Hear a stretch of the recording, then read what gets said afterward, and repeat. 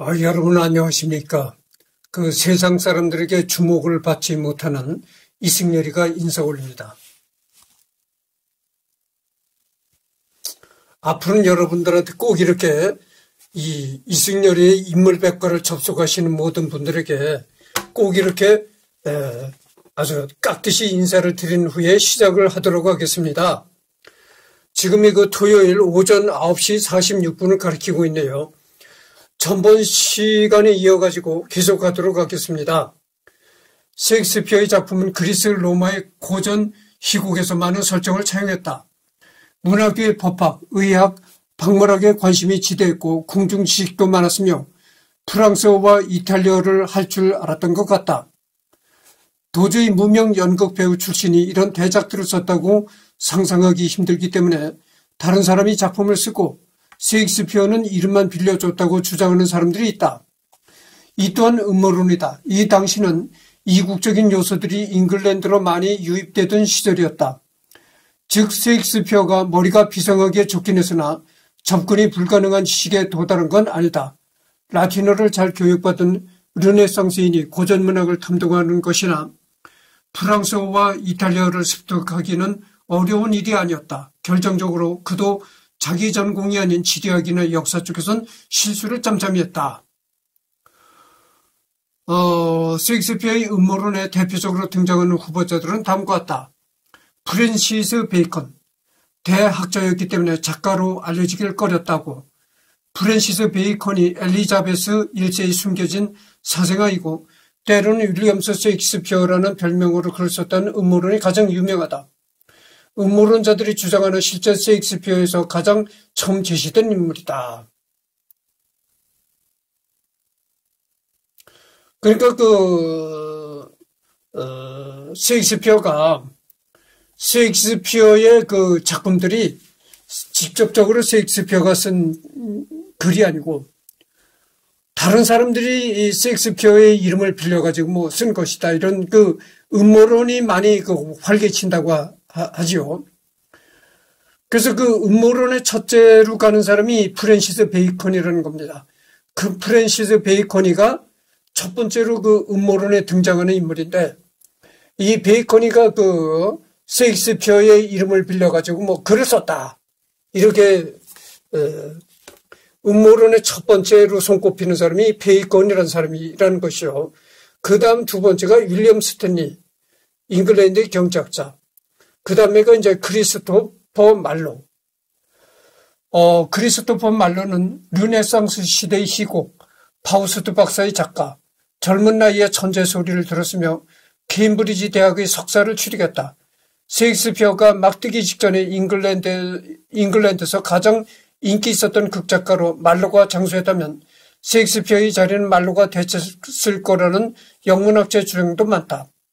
실제로 당시 잉글랜드에서 가장 많이 상용된 희곡은 셰익스피어의 작품들이 아니라 말로의 파우스트 박사였다. 파우스트 박사는 이후에 게테의 파우스트에서도 적지 않은 영향을 끼쳤다.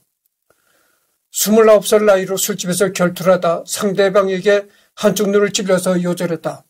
말로의 사망일이 동료 극작가 토머스 키트의 밀고로 추미론에게 무신론자로 고발되어 법정에 서기 일주일 전인데다가 말로 사망 직후 셰익스피어가 갑자기 큰 인기를 끌어서 셰익스피어는 사실 부상당한 말로가 운동하면서 쓴 필명이라는 음모론이 많았다.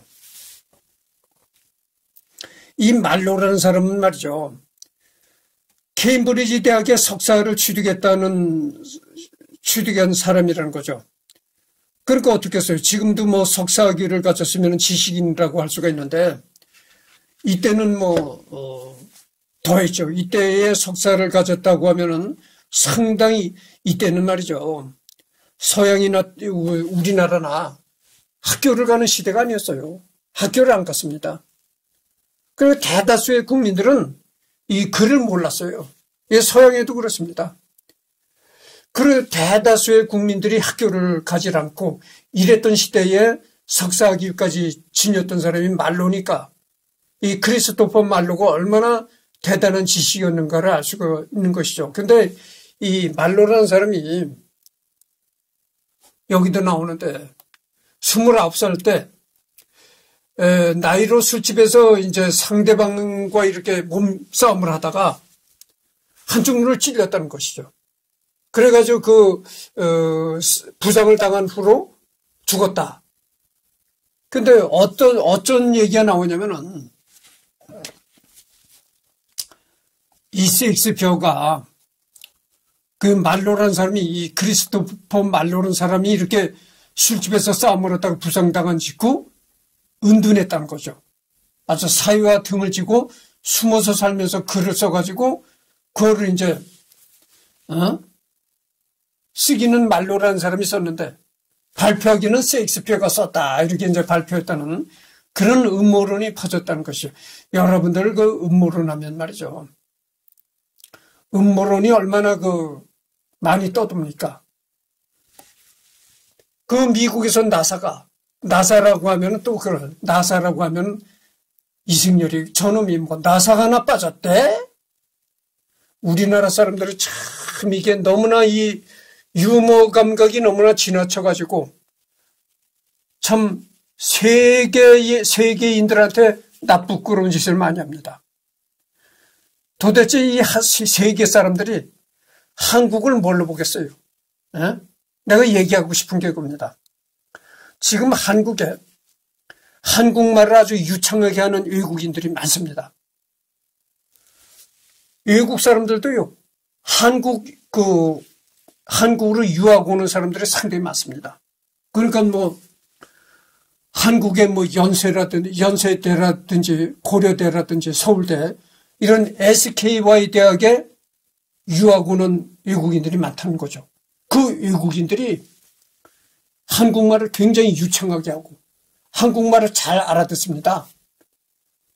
내가 지금 하는 유튜브도요, 그 외국인들이 접속해서 볼 수 있다, 이런 얘기예요. 그렇잖아요. 누구나 접속하면 누구나 볼 수 있다고 하죠. 그러니까 누구한테나 다 볼 수 있는 길이 열려있는 오픈된 공간이 바로 유튜브다, 이거죠. 그러니까 내 유튜브를 딱 봤을 때 내가 나사라고 하면은 이승열이가 나사가 하나 빠졌대? 아니, 이렇게 얘기를 하니까 그 한국말을 유창하게 하고 알아들을 수 있는 사람이 내가 하는 유튜브를 듣고 뭐라고 하겠어요? 한국 사람들이 이렇게 미개하구나. 한국인이 이렇게 후진국 사람들이로구나. 당장 대한민국이 후진국이라고 알 거 아니겠어요? 나사라고 하면 이승열이가 나사가 하나 빠졌대? 야, 대한민국이 후진국이로구나. 대한민국의 망신은 여러분들이 다 시킨다니까. 응? 단순히 그 유머로서만 끝이 난다면 문제가 없겠는데, 우리나라의 망신을 당신들이 시키고 있다, 이런 얘기예요. 그런 억지 얘기를 하지 마십시오, 앞으로. 우리나라의 망신을 시키는 길이 되는 겁니다. 나사가 뭘 갖다 나사라고 합니까? 미국에 가면은 미항공우주국이라는 국가기관이 있어요. 거기가 바로 나사입니다. 나사라는 게 뭡니까? 뭐 내셔널 어쩌고 이런 게 그게 약자의 나사예요.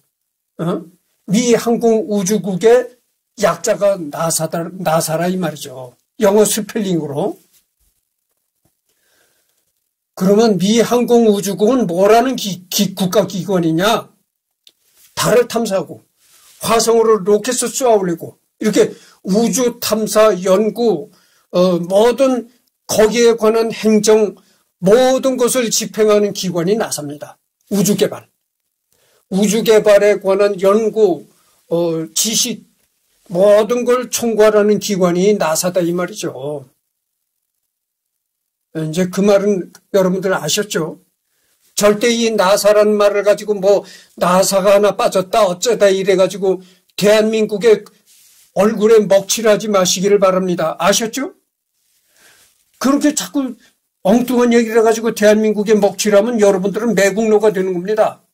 왜 애국자는 못 된다 하더라도 매국노는 되지 말아야죠. 응? 땅을 치고 내가 지금 개탄하고 싶은 심정입니다. 애국자는 되지 못할 망정 매국노는 되지 말라, 이 말이에요. 우리나라 대한민국에 먹칠하는 매국노는 되지 말라, 이 말입니다.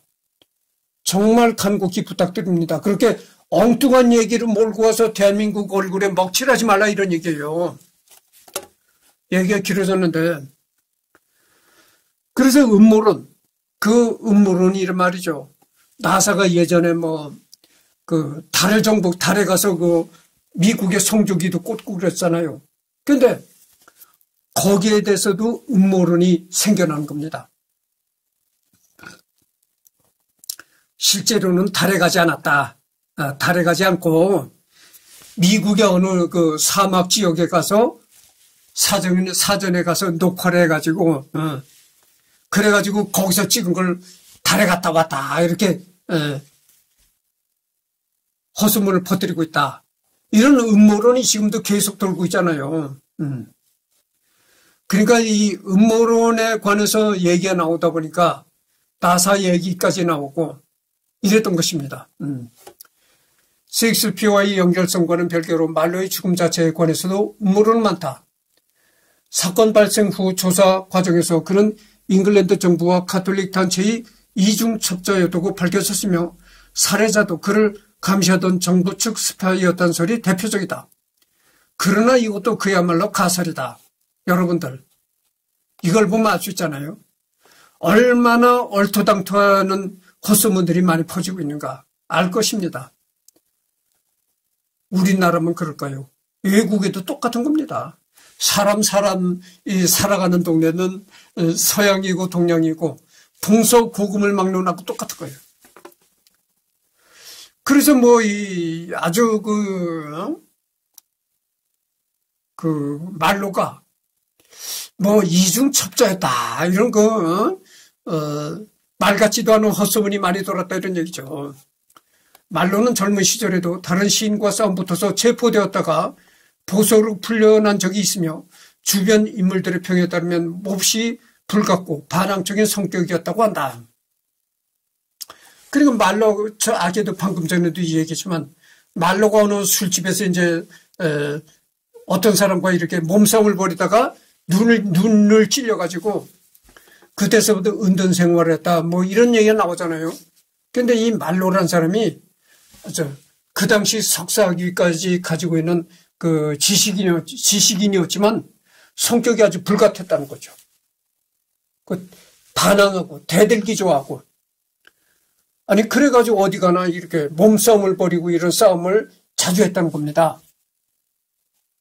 이런 사람이 술집에서 결투하다가 죽었다고 딱히 이상한 일이 아니다.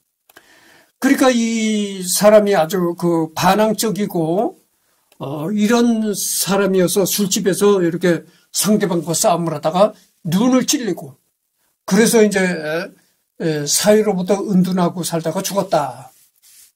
이런 얘기죠. 그래서 등등이 있다. 물론 이 설들도 하나하나 사실관계를 따져보면 금세 파악해야 된다. 우선 셰익스피어의 작품은 엘리자베스 1세 사후에 쓰인 게 더 많으니 또 내 얘기 좀 해볼까요? 세상 내가 뭐라 했습니까? 여러분들 이 나무 위키만 계속 이렇게 앵무새처럼 읽어내려가면은 재미가 없어. 내가 왜 조회수가 안 나옵니까? 이게 내가 하는 이 내용들이 내가 하는 유튜브 내용들이 재미있는 내용들이 아닙니다. 그렇잖아요. 여러분들 나무 위키에 나오는 인물들 얘기만 계속 리딩해 나간다는 거죠. 이런 얘기들이 딱딱하고 재미가 없는 겁니다. 조회수가 높게 나오려면 재미있어야 돼요. 그렇잖아요. 세상 사람들은 아주 재미없는 그런 걸 좋아하지 않아요. 그냥 딱 봤을 때 딱 즉시성으로 눈에 들어오고 재밌고 이런 걸 좋아한단 말이죠. 세속적이고 재밌고. 여러분들 클래식 음악에 엉뚱하게 지금 내가 또 클래식 음악 얘기를 할 수밖에 없는 게 클래식 음악을 좋아하는 사람들이 소수인 게 왜 그러냐면은 클래식 음악이라는 음악은 말이죠. 소리로 그 작곡가의 사상이나 생각을 표현하는 음악이 클래식 음악이다 그거죠. 그러나 이 대중음악이나 이런 거는요, 뭐 음악으로 사상이나 철학을 나타내는 그런 게 아니고, 우선 대중들의 대중들의 감각에 영합하는 음악이 바로 대중음악이다 이거죠. 그 대중음악을 들으면 싹싹 귀에 들어와. 아주 세속적이다 이거죠. 내가 한 가지 예를 들어볼까요? 사랑은 아무나 하나.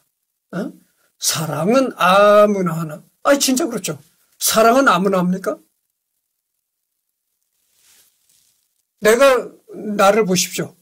사랑은 아무나 하는 게 아니죠. 내가 사랑을 하지 못해서 평생 독신으로 살잖아요. 그렇잖아요.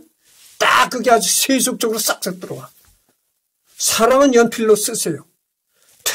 쓰다가 지우면 다시 지워야 되니까. 그래서 사랑은 볼펜으로 쓰지 말라. 연필로 써라. 쓰다가 틀리면은 지우개로 싹 지워야 되니까. 이게 아주 세속적이다 이 말이죠.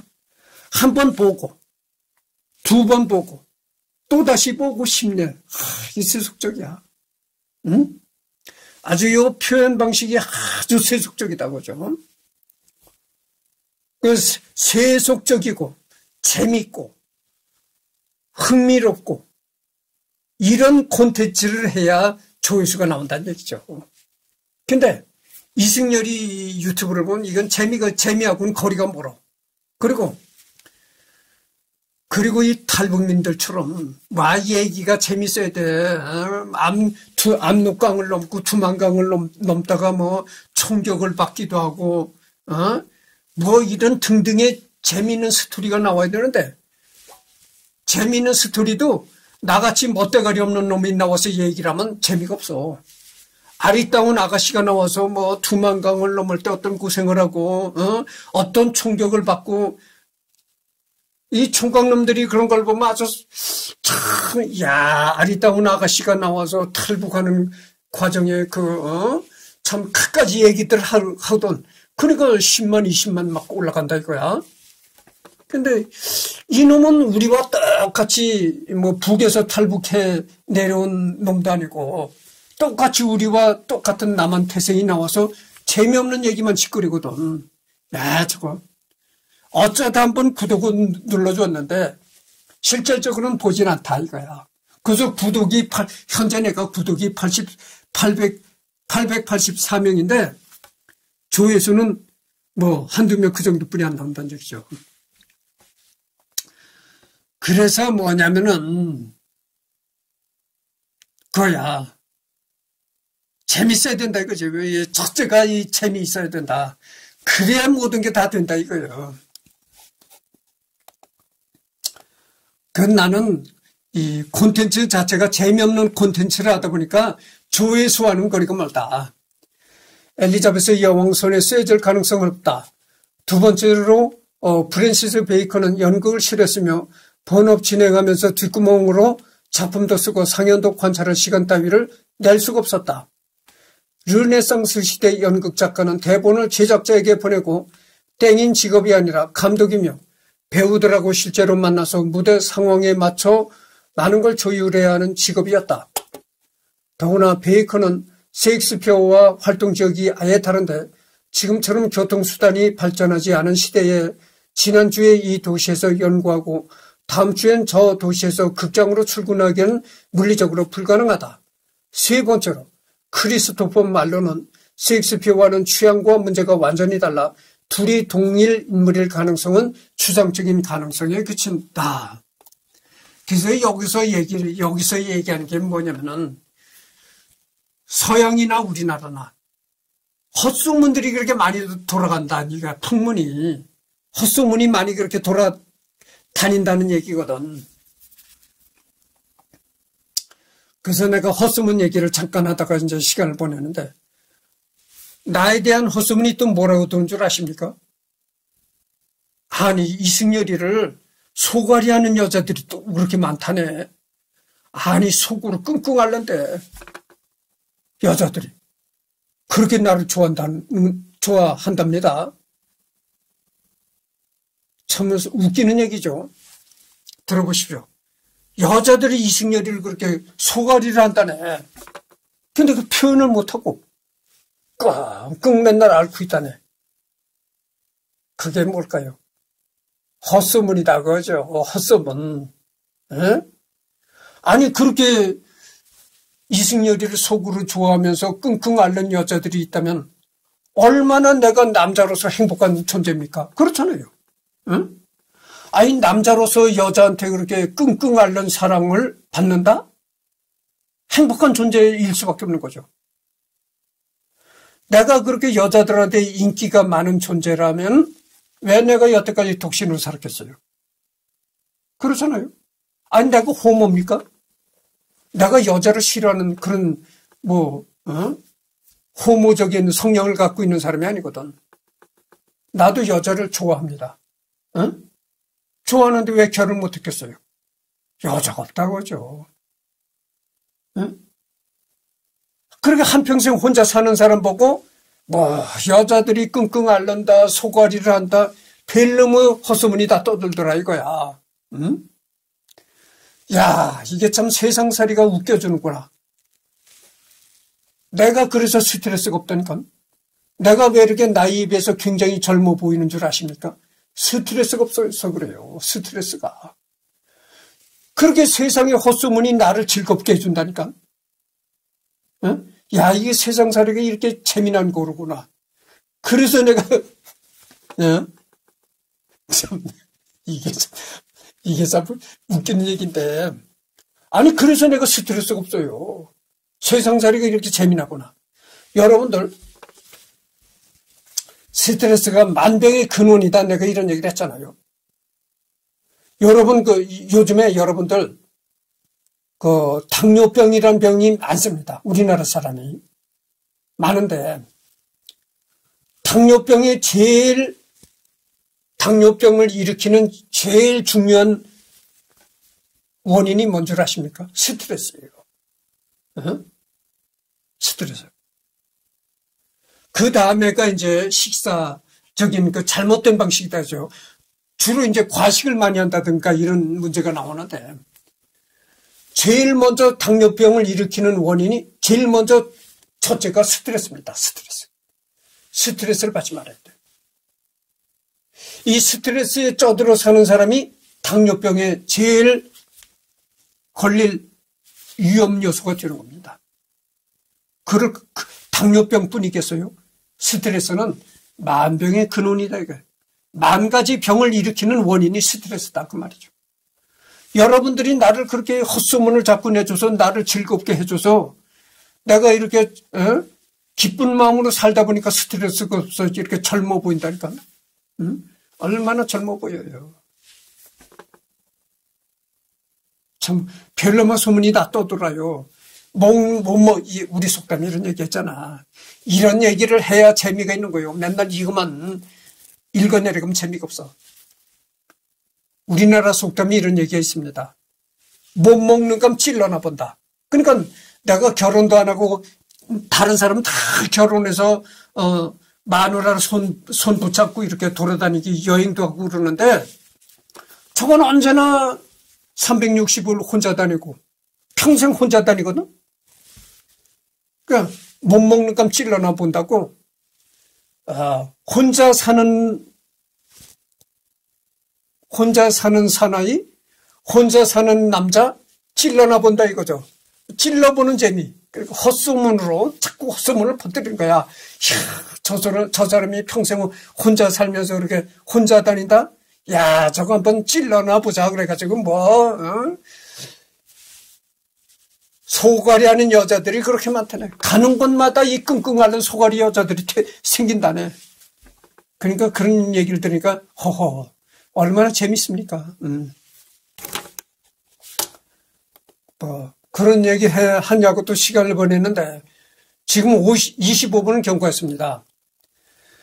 이런 얘기를 섞어가면서 해야 재미가 있는 것이지. 원래 이 콘텐츠라는 게 재미가 없는 콘텐츠를 내가 하는 거예요.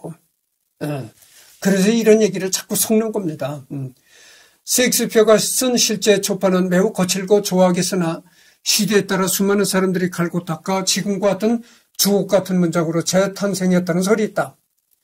실제 판본이 여러 가지나 되고 햄릿에서는 저 유명한 죽느냐 사느냐라는 대사가 존재하지 않고 해당 부분의 대사가 상스럽거나 단순한 욕설로 나온 판본도 있다. 물론 이 설을 진실이라고 받아들이려면 셰익스피어 초반을 정리해준 사람들이 셰익스피어의 현실 친구였고 그들이 판본이 우리가 아는 셰익스피어 작품과 별 차이 없다는 사실을 무시해야 한다. 셰익스피어 자체는 실존 인물이지만 우리나라의 이현세, 박봉성 등 양판서 만화가처럼 셰익스피어가 메인 작가일 뿐 실제로는 작가들이 옹기종기 모여 글을 쓴 공장 만화식 체계로 운영되었다는 설도 있다. 이유는 셰익스피어가 생전에 발표한 만큼의 글은 절대 한 사람이 쓸 수 있는 분량이 아니기 때문이라고 한다. 그래서 이 셰익스피어에 관해서는 그렇게 이 헛소문이 많이 많다 이런 얘기죠. 지금 이승열에 관해서 그렇게 헛소문이 많듯이 셰익스피어도 그렇게 헛소문이 많다 이런 얘기입니다. 학계에서는 이 논란을 쓸모없는 음모론으로 취급한다.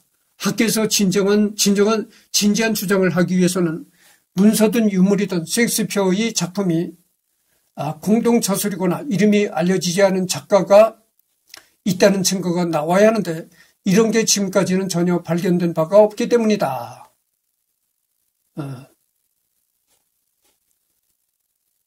비슷한 차례로 리처드 3세에서 리처드가 꼽추로 묘사된 것을 두고 그가 전투에서 선두에 서서 용맹히 싸웠다는 기록을 근거로 그가 악당으로 묘사되기에 일부러 그렇게 만든 것이다라는 주장이 제시된 적이 있었는데 21세기에도 리처드 3세 이외를 발굴하고 검식해본 결과 실제로 심한 척추측만증이었다는 것이 확인되었다. 척추측만증은 전투 등 육체적 활동 자체에는 큰 지장이 없으나 쉽게 지치고 허리 통증에 시달린다. 즉 근거가 없거나 충분하지 않은 주장은 그를 반박할 수 있는 사료가 제시되는 순간 휴지 조각이 된다. 그렇죠. 이렇게 음모론의 떡밥 주듯 애매하게 표현된 적이 없고 그렇죠. 이렇게 근거 없는 헛소문이 자꾸 떠돌다가 실제의 일이 벌어지면 그 떠들던 헛소문이 일순간에 싹 없어진다 이런 얘기죠. 그게 똑같은 거예요. 이승열이도 지금 혼자 살으니까 가는 곳마다 여자가 따른다네. 가는 곳마다 여자가 끙끙 소가리를 한다네. 어쩌고 저쩌고 얘기가 떠도는데 만약에 이승만이 아니라 이승열이가 내일에도 당장 여자가 생겨서 딱 결혼하잖아. 결혼하는 순간 그런 헛소문들이 싹 사라진다 이런 얘기죠. 그것과 똑같은 얘기하는 거예요. 셰익스피어에 관해서 이렇게 헛소문들이 많은데 셰익스피어에 관한 실제의 자료들이 딱 이렇게 발견된다든가 하면은 그런 헛소문들이 싹 일순간에 사라진다 이런 얘기죠. 이렇게 음모론의 떡밥 주듯 애매하게 표현한 적도 없고 셰익스피어는 엄연히 실존한 위인이며 단지 우리가 그의 사적인 삶에 대해 알지 못한 부분이 많을 뿐이라고 단정한다. 셰익스피어가 실존했다는 증거는 많으나 실존하지 않았다는 증거는 없기 때문이다. 이렇게 헛소문들이 많이 돌아도 셰익스피어는 엄연히 실존했던 인물이다 그죠. 예수는 실존했던 인물이 아니잖아요. 실존했던 인물은 아니지만 예수가 실존했던 것 같이 이제 자꾸 여러 가지 얘기들이 온다고죠. 예수가 돌아다니면 핍박받고 그러다가 십자가에 못 박혀 죽었고 아주 실존했던 인물처럼 예수의 얘기가 이제 생기는 거죠. 그러나 셰익스피어는 예수와는 달리 분명히 실존했던 인물이기 때문에 아무리 헛소문이 있다 하더라도 실제적으로 셰익스피어에 관한 자료가 자꾸 나온다면은 그런 헛소문들이 일거에 사라질 것이다 이런 얘기입니다. 너무나 당연한 얘기잖아요. 잠깐만요. 여러분들 내가 열매는 지금 더 하고 있잖아요. 그러니까 물을 마시고 좀 이렇게 목을 축여가지고 해야 되겠습니다. 우습죠, 여러분들? 웃으면은 조회수 좀 많이 눌러주시오. 나는 뭐 내가 유튜브 하고 처음으로 내가 여러분들한테 조회수 눌러달라고 얘기를 하는 겁니다.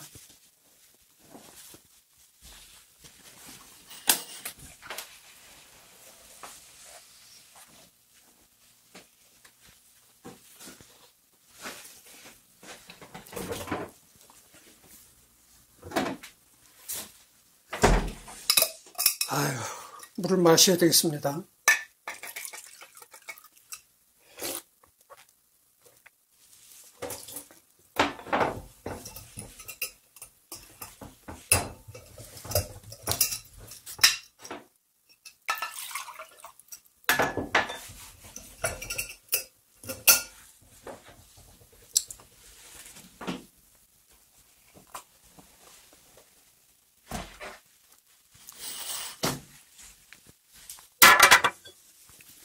여러분들, 지금이 겨울이잖아요.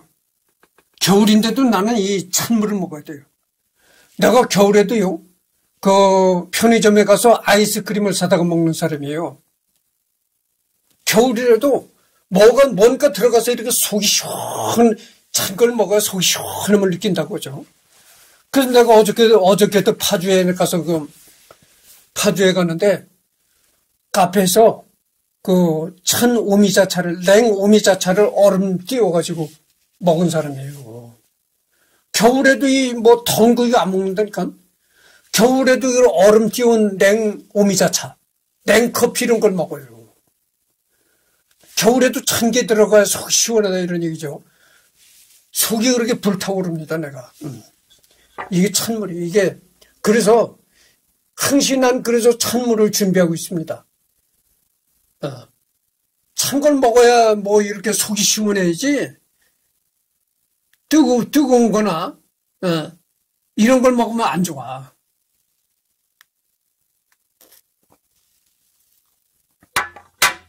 그런 성향을 가지고 있다, 이런 말씀을 드립니다. 학생과 배우들에게 영어권의 교육 과정에서 윌리엄 셰익스피어의 작품은 무조건 교과 과정 내에 있다. 그리고 영어 교사가 윌리엄 셰익스피어에 대한 과제를 많이 낸다. 셰익스피어의 작품이 영국의 GCEA 레이벌과 인터내셔널 이렇게 문학 과목, 미국의 AP 영문학, 사트의 문학 과목에서 출제되는 것과 수능 국어 영역에서 정철과 박인호의 가사가 반출되는 것과 같다. 영어권 국가에서만 이런 것이 아니고, 내가 전번에도 얘기했지만 우리나라 대학에서 영어 영문학을 전공한 학생들은요, 영문학을 전공한 사람으로서 셰익스피어의 햄릿을 한번 햄릿에 나오는 문장들을 읽어보지 않았다. 이런 거는 정말 말도 안 되는 얘기입니다.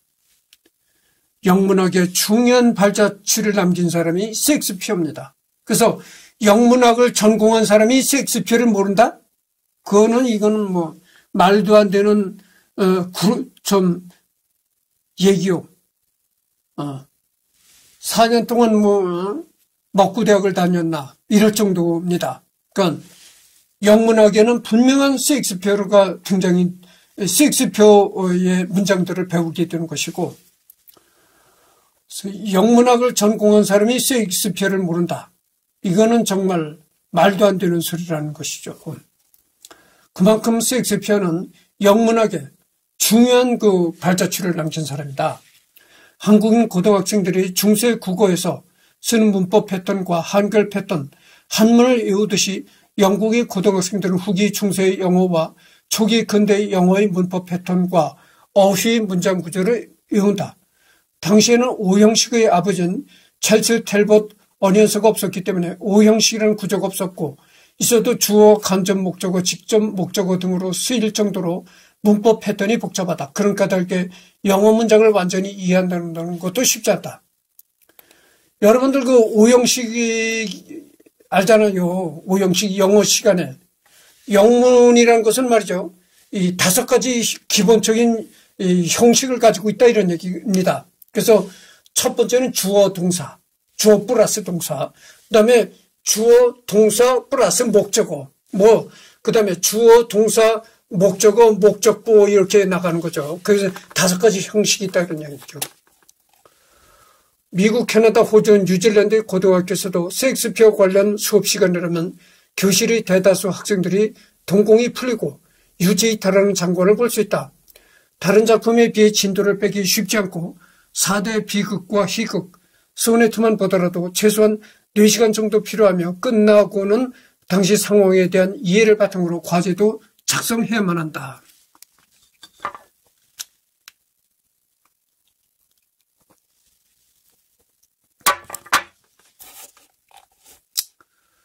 이 때문에 빌과 테드의 엑설런트 어드벤처 애니메이션 판에선 과거로 돌아간 일행들이 셰익스피어에게 이런 미래에 네가 괴롭힐 모든 학생들의 몫이다라고 싸대기를 갈기는 장면이 나올 정도다.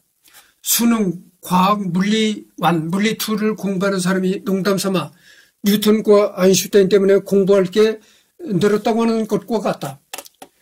미국식 교육을 받은 고등학생이라면 한 번쯤은 가봤을 스파크노트의 예시에서는 중세 영어로 쓰인 셰익스피어 작품을 현대어로 바꾸고 분석까지 자세하게 쓴 내용을 업로드해서 큰 각광을 받았다. 영문학, 영어 교육학 전공 학생들은 스파크노트를 전혀 신뢰하지 않는다. 비전공자가 쓴 내용이 많아 문서의 정확도가 떨어지기 때문이다. 그래도 텍스트 창고에 있어서는 여기만 한 곳이 없다. 다만 홍정욱의 수기에서 보듯 이를 그대로 일부라도 베껴 썼다가는 당장 영문 과목 교사와 면담이 잡친다. 영문학과와 영어 교육학을 전공하는 학생들이나 영어권의 중고등학생뿐만이 아니라 연기나 연출을 공부하는 학생들에게도 매우 어려운 존재이다. 특히 4대 비극의 경우 배우와 연출가의 역량을 판가름하는 작품으로 쓰인다. 일단 대사가 1600년대 영어인데다가 현대에 없는 문법 구조가 있는 데다 만연체로 쓰여져 있어서 적당한 호흡이 없으면 대사가 길기 때문에 배우가 준비를 많이 해야 된다.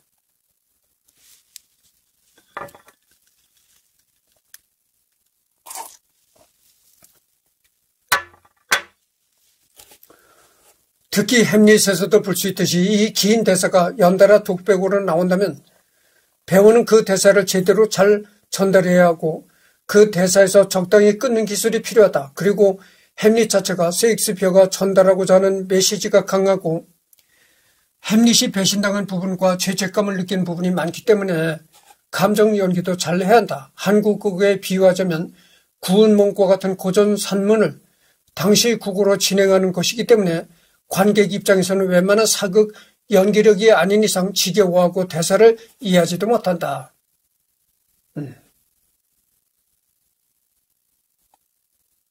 그러니까 여러분들이 그 햄릿, 서울 해화동에 가면 소극장들이 많이 있잖아요. 그 소극장에서 행해지는 햄릿이라는 연극을 보더라도 셰익스피어가 살았던 그 당시에 어떤 역사적인 상황을 이해를 하고 그런 이해를 바탕으로 그 연극을 봤을 때, 그 연극에 대한 이해도가 더 느껴질 수 있다 이런 얘기죠.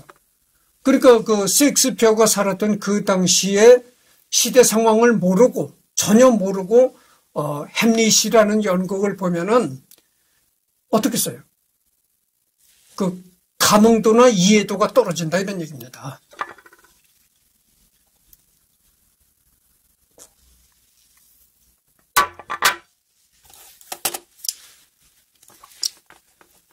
관객의 집중력을 유지시켜주기 위해서는 배우는 물론이고 연출자 또한 각고의 노력을 해내야 하는데 충분한 연습과 연구가 없다면 배우는 그저 대본을 읊는 수준에서 그치고 만다. 업계에서는 대사의 배우가 막혀버린다고 표현할 정도이다. 연출자 또한 관객들의 집중을 유지시키기 위해 배우나 무대에 이런저런 색다른 시도를 많이 요구하기도 한다. 아마 연기를 공부하는 학생들에게 있어서 안톤 체호프만큼이나 두렵고 무서운 존재. 이 얘기가 무슨 얘기냐면 그겁니다. 셰익스피어의 햄릿이라는 연극을 보더라도 셰익스피어가 어떤 인생을 살았는지, 셰익스피어가 살고 있을 때 그 당시 그 시대 상황이 어땠는지, 이것에 대한 기본적인 바탕이 되어 있고 나서 햄릿을 봐야 된다는 얘기입니다.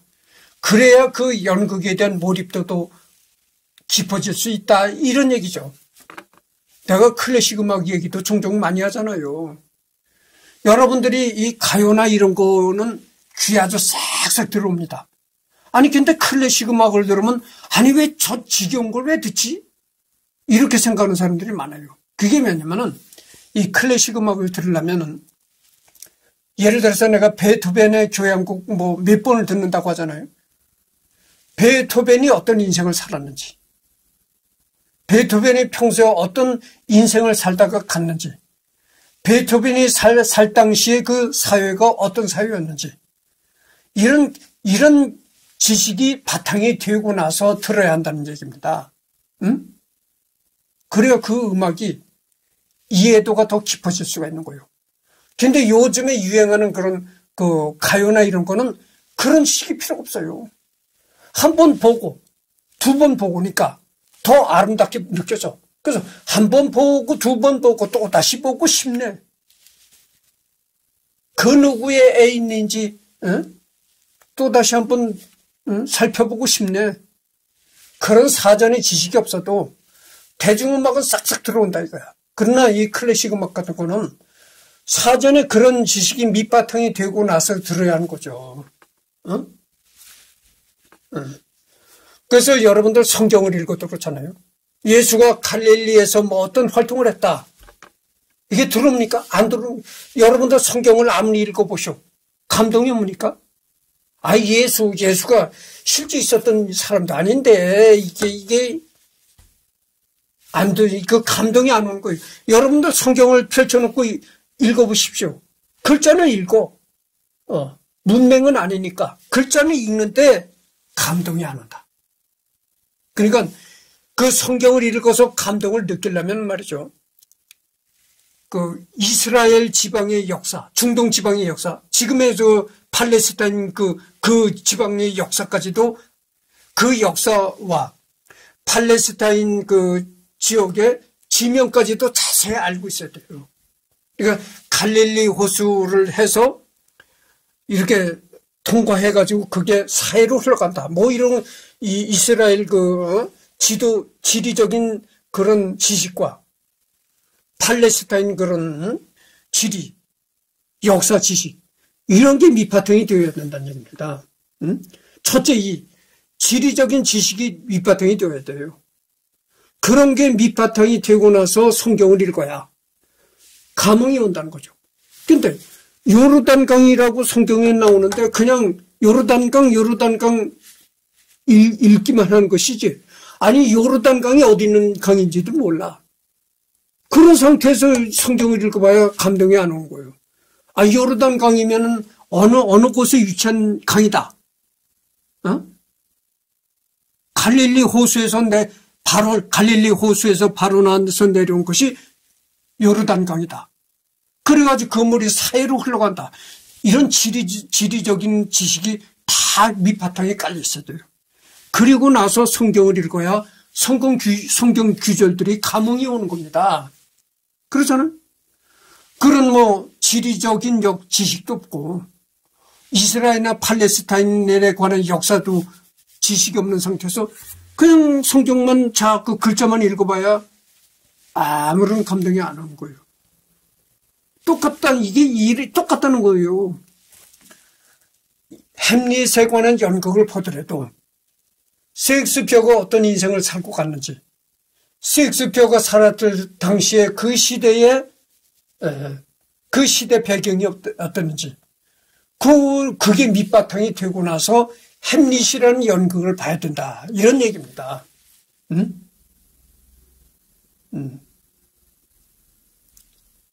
그런 거예요.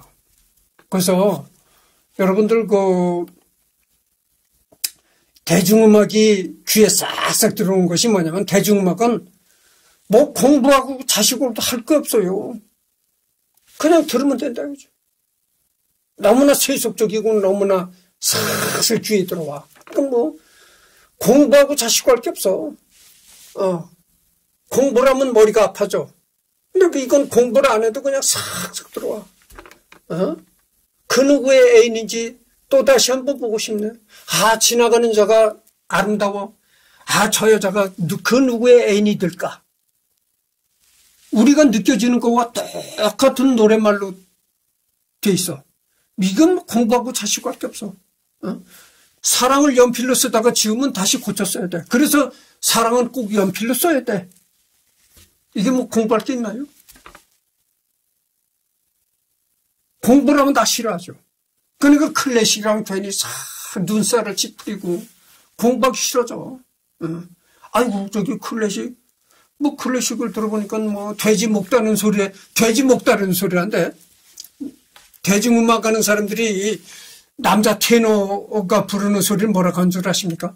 돼지 목다는 소리란데 깨끗 소리를 지른데 여자 소프라노를 뭐라고 하는 줄 아십니까? 귀신 씨나라 까먹는 소리란데 그런 거예요.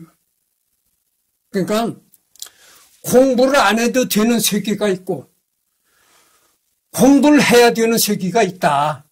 이런 말씀을 드리면서 이번 시간은 끝을 맺고 지금 46분을 경과했습니다. 다음 시간에는 이 부분서부터 하도록 하겠습니다. 그래서 오늘이 일요일 날이니까 또 녹화할 시간 있죠. 오후라도 또 다시 녹화를 해서 올리도록 하겠습니다.